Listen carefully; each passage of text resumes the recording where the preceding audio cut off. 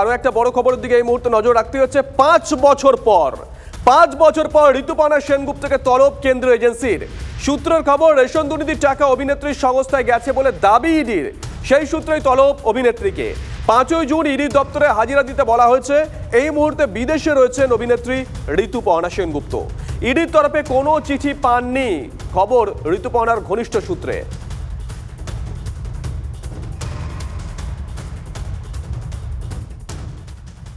সমস্ত দুর্নীতি মামলায় যারা যুক্ত, তলায় কে খুচরো খাচরা আছে, যাকে ধরা ধরুক, যাকে ডাকা ডাকুক, সেটা ওদের কাজ।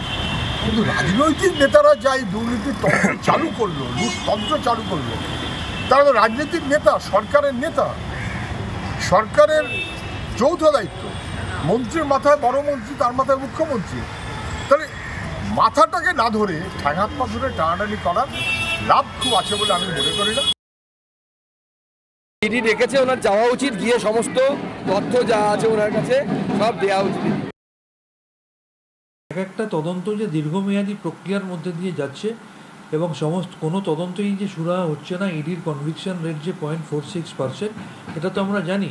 এবং বেছে বেছে বিরোধীদের বিরুদ্ধে যেভাবে রাজনৈতিক উদ্দেশ্য প্রণোদিতভাবে ব্যবহার করা হচ্ছে, বিজেপি করলে 7 খুন মাফ হয়ে যাচ্ছে, এটা তো আমরা দেখতে পাচ্ছি।